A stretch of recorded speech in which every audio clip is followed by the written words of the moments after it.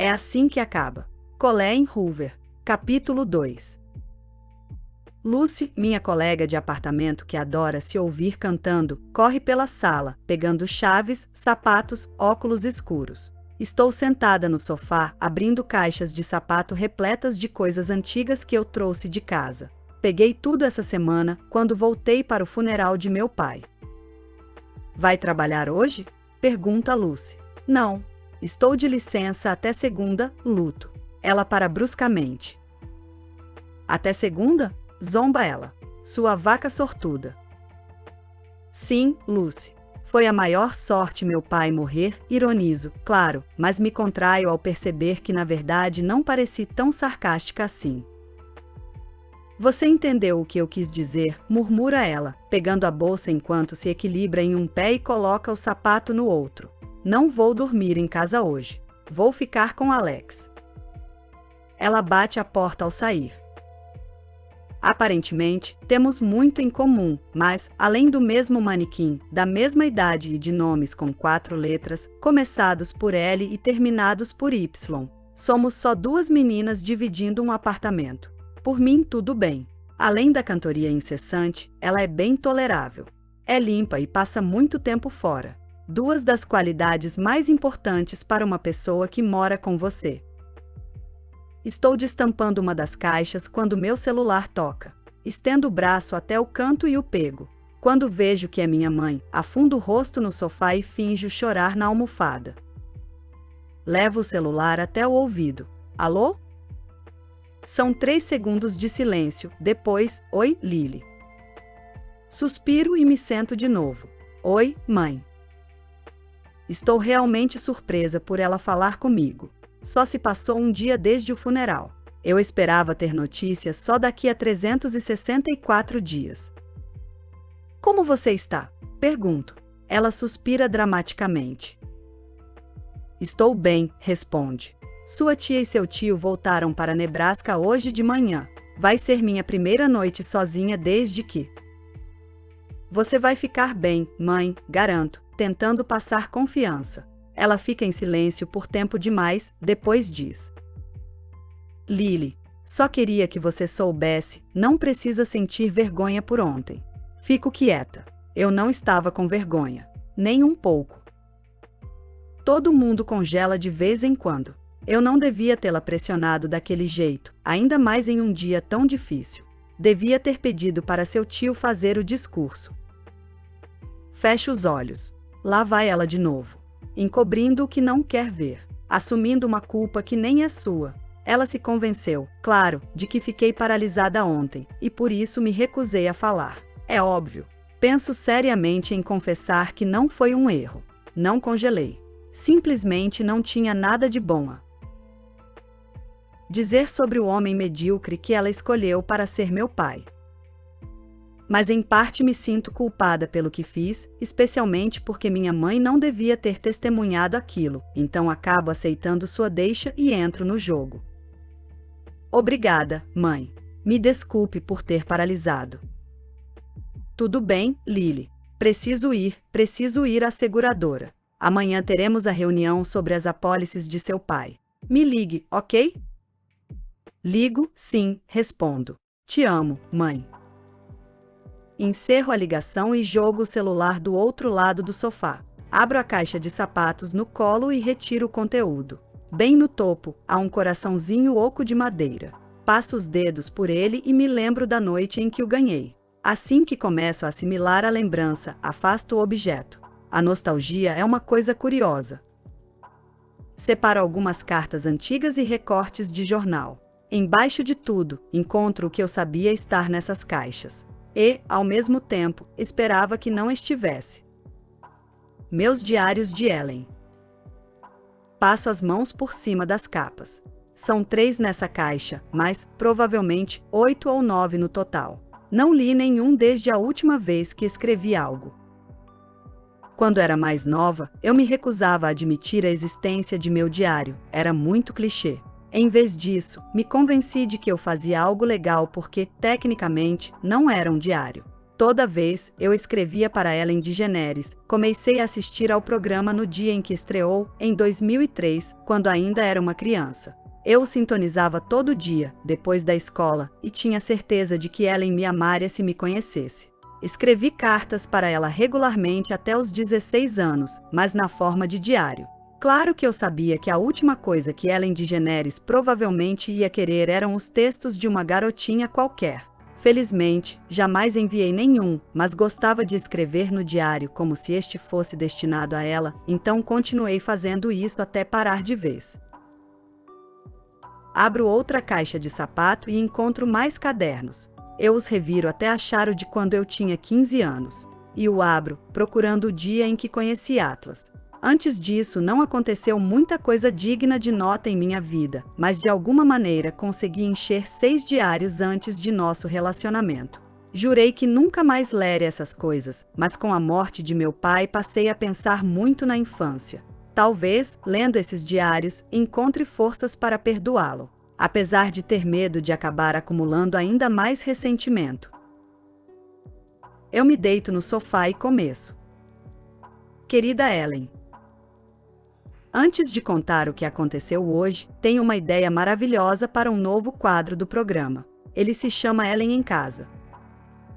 Acho que muitas pessoas gostariam de te ver fora do trabalho.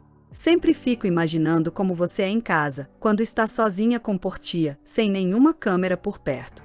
Talvez os produtores possam dar uma câmera a ela, e de vez em quando ela flagraria você de surpresa e te filmaria fazendo coisas normais, tipo vendo TV, cozinhando, cuidando do jardim.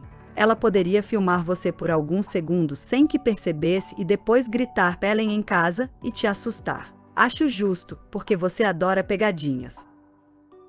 Tá, agora que contei isso, queria contar há um tempo e sempre esquecia, vou falar sobre meu dia de ontem. Foi interessante. Provavelmente o dia mais interessante que já tive para contar, tirando o dia em que Abigail Ivory deu um tapa no Sr. Carson por ter olhado para seu decote. Lembra que um tempo atrás eu falei para você sobre a Sra. Burleson, que morava atrás da gente e morreu na noite daquela grande nevasca? Meu pai disse que ela devia tantos impostos que a filha não conseguiu ficar com a casa. Tenho certeza de que não se incomodou, porque a casa estava começando a cair aos pedaços. Provavelmente teria sido mais um fardo que outra coisa.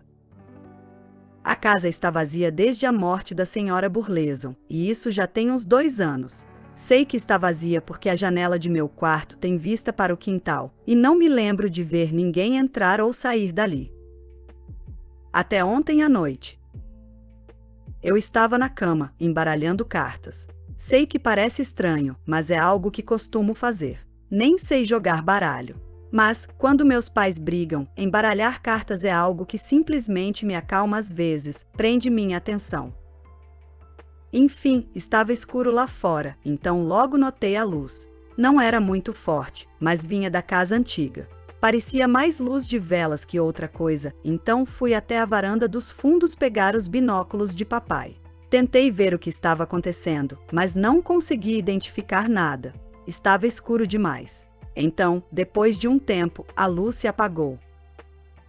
Hoje de manhã, enquanto me arrumava para o colégio, vi alguma coisa se movendo atrás da casa. Eu me agachei na janela do quarto e notei uma pessoa saindo escondida pela porta dos fundos. Era um rapaz e tinha uma mochila. Olhou ao redor, como se quisesse ter certeza de que ninguém estava espiando, e depois passou entre nossa casa e a do vizinho, então seguiu e parou no ponto de ônibus. Nunca vi esse homem. Foi a primeira vez que andou em meu ônibus. Ele se sentou nos fundos, e eu, no meio, então não falei com ele. Mas, quando desceu do ônibus no ponto do colégio, vi ele entrar ali, então deve ser onde estuda. Não faço ideia de por que ele estava dormindo naquela casa. É provável que lá não tenha eletricidade nem água. Achei que talvez ele tivesse perdido uma aposta com alguém, mas hoje ele desceu do ônibus no mesmo ponto que eu. Seguiu pela rua como se fosse para outro lugar, mas fui correndo para meu quarto e fiquei olhando da janela. E, alguns minutos depois, eu vi entrar escondido pelos fundos na casa vazia. Não sei se eu devia dizer alguma coisa para minha mãe. Odeio ser enxerida, porque isso não é de minha conta. Mas, se aquele menino não tem para onde ir, acho que minha mãe saberia como ajudar porque ela trabalha no colégio. Não sei. Talvez eu espere alguns dias antes de dizer alguma coisa, para ver se ele volta para casa. Talvez só precise de um tempinho longe dos pais. Algo que eu mesma gostaria, às vezes. Ok. Depois eu conto o que acontecer amanhã. Lily. Querida Ellen. Quando vejo seu programa, avanço todo o trecho em que você dança. Eu costumava ver o começo quando você dançava no meio da plateia, mas agora acho um pouco chato e prefiro só escutar você falar. Espero que não fique brava. Tá, descobri quem é o rapaz, e, sim, ele continua morando lá. Já se passaram 2 dias, e eu ainda não contei pra ninguém. O nome dele é Atlas Corrigan, e está no último ano, mas é tudo o que sei. Perguntei a Kate quem era ele quando ela se sentou a meu lado no ônibus. Ela revirou os olhos e me contou o nome. Mas depois disse, eu não sei mais nada sobre ele, mas ele fede. Ela enrugou o nariz como se estivesse enojada. Eu queria gritar com ela e dizer que não é culpa dele, que o menino não tem água em casa. Mas, em vez disso, só olhei para ele. Talvez eu tenha olhado demais, porque ele percebeu que eu estava encarando. Quando cheguei em casa, fui cuidar da horta no quintal. Meus rabanetes estavam prontos para serem colhidos, então fiquei lá fora fazendo isso. Só sobrou isso na horta. Está começando a esfriar, então não tem muita coisa que eu possa plantar. Eu provavelmente poderia ter esperado mais alguns dias antes de tirá-los, mas também fui lá para fora porque estava sendo encherida. Enquanto os puxava, percebi que alguns estavam faltando. Parecia que tinham acabado de desenterrá-los. Sei que não fui eu que os tirei, e meus pais nunca mexem na horta. Então pensei em Atlas, e muito provavelmente tinha sido ele. Eu não tinha me dado conta de que, se ele não tem acesso à água, também não devia ter comida. Entrei em casa e fiz 2 sanduíches. Peguei 2 refrigerantes na geladeira e um pacote de batatas fritas. Coloquei tudo numa bolsa térmica, fui até a casa abandonada e deixei a bolsa na varanda dos fundos, perto da porta.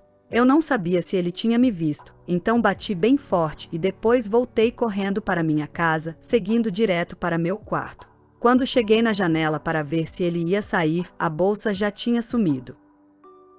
Então descobri que ele andava me observando. Agora estou um pouco nervosa por ele saber que eu sei de sua presença. Não sei o que dizer se ele tentar falar comigo amanhã. Lily. Querida Ellen. Hoje vi sua entrevista com o candidato à presidência Barack Obama. Isso não te deixa nervosa? Entrevistar pessoas que podem governar o país algum dia? Não entendo muito de política, mas acho que eu não conseguiria ser engraçada sob tanta pressão. Cara, muita coisa aconteceu com nós duas. Você acabou de entrevistar alguém que pode vir a se tornar nosso próximo presidente, e eu estou levando comida para um mendigo. De manhã, quando cheguei ao ponto de ônibus, Atlas já estava lá. No início éramos só nós dois, e, não vou mentir, foi constrangedor. Vi que o ônibus virava a esquina e torci para que ele viesse mais rápido. Assim que o ônibus parou, Atlas se aproximou de mim e, sem erguer o olhar, disse, obrigado. As portas do ônibus se abriram e ele me deixou entrar primeiro. Eu não disse de nada porque fiquei meio que chocada com minha reação. A voz me arrepiou, Ellen. A voz de algum garoto já causou isso em você? Ah, espere. Desculpe. A voz de alguma garota já causou isso em você? Ele não se sentou perto de mim nem nada do tipo no caminho até o colégio, mas na volta ele foi o último a subir no ônibus. Não tinha nenhum lugar vazio, mas, pela maneira como ele olhou para todo mundo no ônibus, eu percebi que não estava procurando um lugar para se sentar. Estava me procurando. Quando seus olhos encontraram os meus, olhei depressa para meu colo. Odeio não ser muito confiante com garotos. Talvez seja algo que eu supere quando finalmente completar 16 anos. Ele se sentou a meu lado e colocou a mochila entre as pernas. Então entendi o que Kate estava falando. Ele fedia um pouco, mas não o julguei por causa disso. Ele não disse nada a princípio, mas ficou remexendo em um buraco na calça jeans. Não era um buraco que deixava a calça mais estilosa. Dava para perceber que era um buraco de verdade, porque a calça era velha. Até parecia um pouco pequena para ele, porque seus tornozelos estavam aparecendo.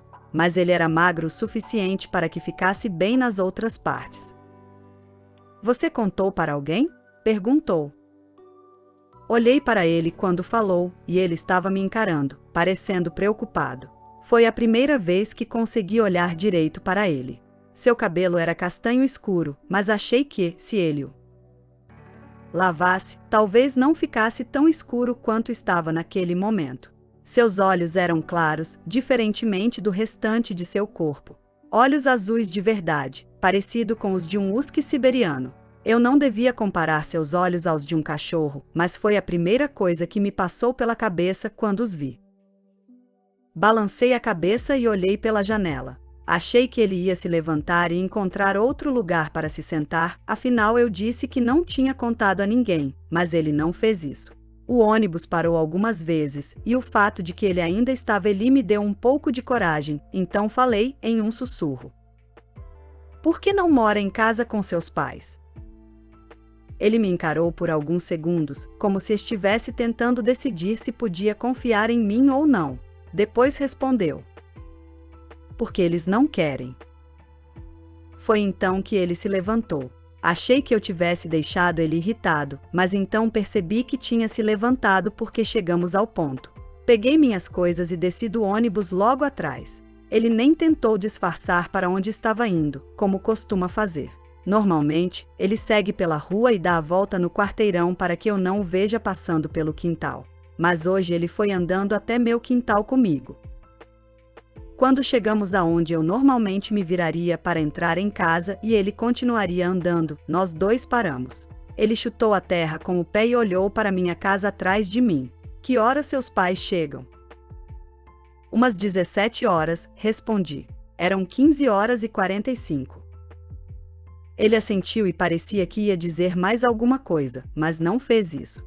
Simplesmente balançou a cabeça mais uma vez e começou a seguir na direção daquela casa sem comida, eletricidade e água. Agora, Ellen, eu sei que o que fiz em seguida foi uma burrice, então nem precisa me dizer isso.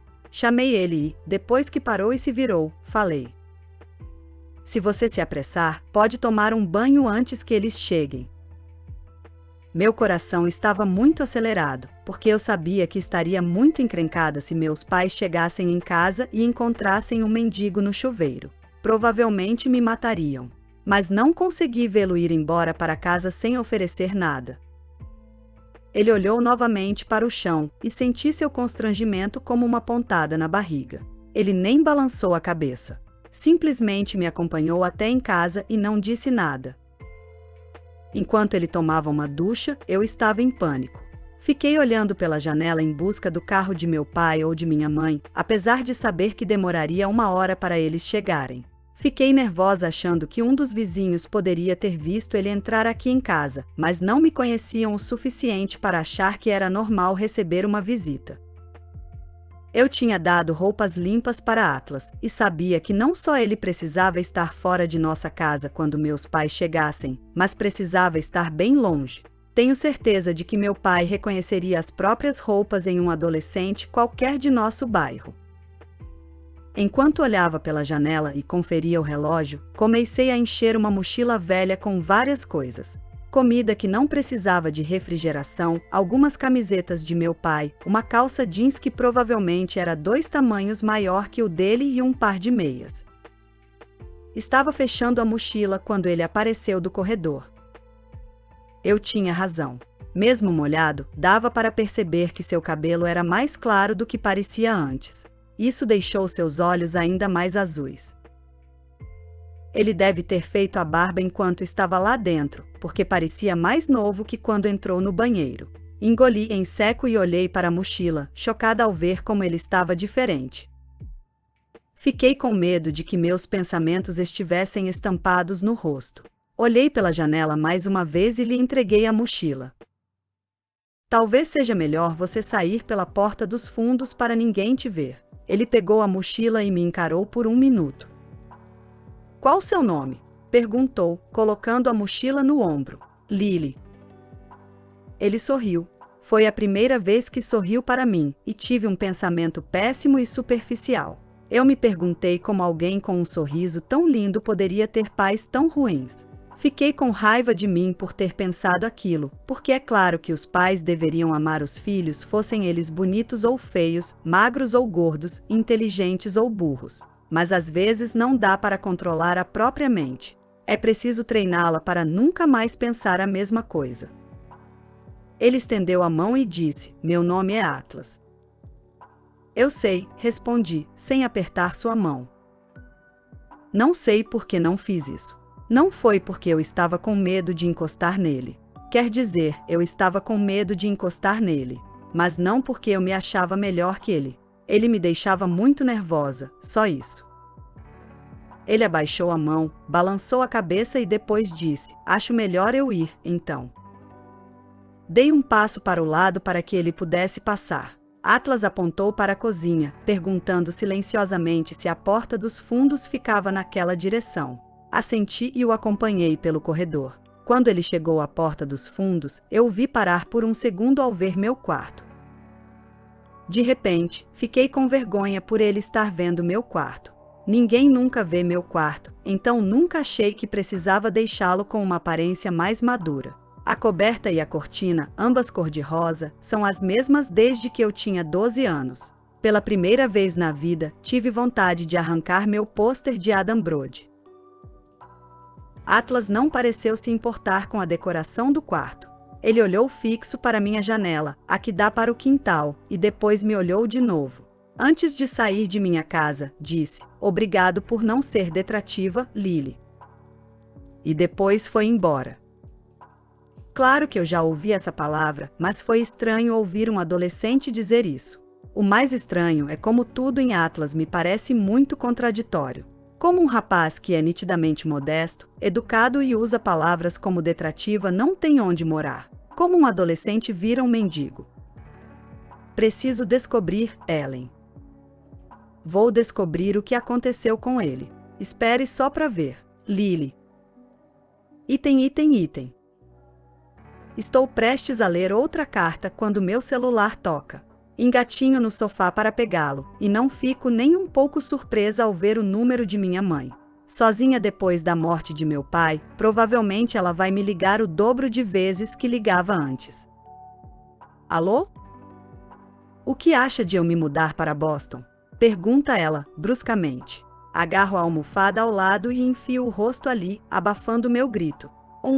Nossa! Exclamo. Sério? Ela fica em silêncio, depois acrescenta: "Acabei de pensar nisso. Amanhã a gente conversa. Estou quase atrasada para a reunião. Tá, tchau." E, como num passe de mágica, sinto vontade de sair de Massachusetts. Ela não pode se mudar para cá. Não conhece ninguém aqui. Iria pedir atenção todos os dias. Amo minha mãe, não me entendam mal, mas eu me mudei para Boston em busca de independência, e eu me sentiria menos livre com ela na cidade. Meu pai foi diagnosticado com câncer há 3 anos, quando eu ainda cursava a faculdade. Se Riley Kincaid estivesse ali, eu lhe contaria a verdade nua e crua de que me senti um pouco aliviada quando Andrew Bloom ficou doente demais para machucar alguém fisicamente. Isso mudou de vez a dinâmica do relacionamento de meus pais, e não senti mais a obrigação de ficar em pletora para garantir o bem-estar de mamãe. Agora que papai faleceu e que não preciso mais me preocupar com minha mãe, eu ansiava por abrir as asas e voar, por assim dizer. E agora ela vai se mudar para Boston? Sinto como se tivessem cortado minhas asas. Cadê minha cadeira de polímero resistente à maresia quando preciso de uma? Estou realmente estressada e não faço ideia do que vou fazer caso ela se mude. Não tenho jardim nem quintal, nem terraço, nem ervas daninhas. Preciso achar outra válvula de escape. Decido arrumar as coisas em casa. Guardo no armário do quarto todas as velhas caixas cheias de diários e bilhetes. Depois, organizo meu armário inteiro. Minhas joias, meus sapatos, minhas roupas. Ela não pode se mudar para Boston.